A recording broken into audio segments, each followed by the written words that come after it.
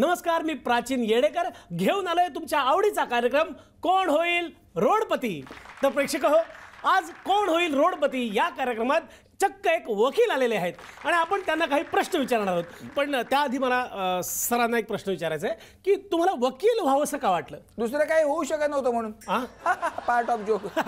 पण ऍक्च्युली वकील होण्यामागे दोन कारणं आहेत। लहानपणी एक गोष्ट ऐकली होती, दोघांचा भांडण तिसऱ्याचा लाभ। म्हणजे दोन बोके एका खव्यावरून भांडतात आणि माकड त्यांचं भांडण सोडवतो आणि स्वतःचा फायदा करून घेतो। त्या क्षणी मी ठरवलं मोठेपणी वकील व्हायचं, लोकांची भांडणं सोडून स्वतःचा फायदा करून घ्यायचा। वाह, इंटरेस्टिंग। आणि दुसरं कारण? दुसरं कारण हे आहे की या धंद्याला मरण नाहीये। म्हणजे कसं, एकदा का कोर्ट कचेरीत माणूस एखादा अडकला की तो क्लायंट मेला तरी केस मरत नाही, धंदा आपला चालूच राहतो। क्या बात आहे, क्या बात आहे। आता आपण आपल्या खेळाकडे वळूयात। हो दाजी, पहिला प्रश्न तुमच्या समोर आलेला आहे।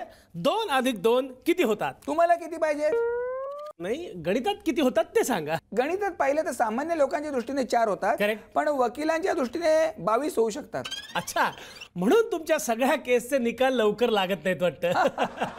पुढचा प्रश्न असा आहे की फॉरेन मध्ये वकिलांना व्हॅम्पायर का म्हणतात? कारण दोघेही रक्त शोषून घेतात। वाह, क्या बात आहे। मला आता कळलंय की वकिलाचा कोट काळा का असतो ते। का म्हणजे क्लायंटच्या रक्ताचे डाग कोटावर दिसू नयेत म्हणून। गुड उत्तर दाजी, लॉक करून टाका। पुढचा प्रश्न असा आहे की जयंती आणि पुण्यतिथीमध्ये फरक काय? जयंतीला सुट्टी असते, मयंतीला सुट्टी नसते, पुण्यतिथीला सुट्टी नसते। ओके, पण कोर्टाला एवढ्या सुट्ट्या का असतात मग? काय आहे, सर्वसामान्य माणूस जर कोर्ट कचेरीत अडकला की तो त्या चक्रव्यात एवढा गुरपटतो की त्याला बाहेर पडायला वेळच मिळत नाही। तेव्हा त्याला आपली कामं करता यावी आणि घरादाराकडे लक्ष देता यावं अधूनमधून, म्हणून कोर्टाला सुट्टी असते। अच्छा, म्हणजे शहाण्यानं कोर्टाची पायरी चढू नये म्हणतात ते खरे तर? तुम्हाला काय म्हणायचंय?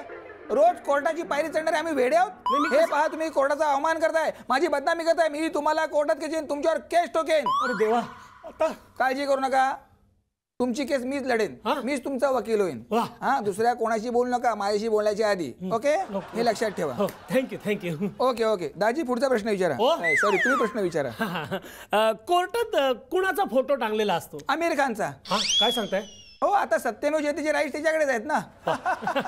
ग्रेट उत्तर। माझा पुढचा प्रश्न असा आहे की न्याय देवता आंधळी का असते? प्रश्न चांगला आहे, परंतु या प्रश्नाच्या उत्तराची सत्यता पडताळून पाहण्यासाठी मला काही रेफरन्सेस तपासावे लागतील, काही जबान्या घ्याव्या लागतील, काही उलट तपासण्या घ्याव्या लागतील। त्यासाठी मला थोडा वेळ लागेल। किती वेळ हवा आहे? म्हणजे तुम्हाला कुठली लाईफ लाईन वापरायची आहे का? लाईफ लाईन नकोय, मला पुढची तारीख द्या।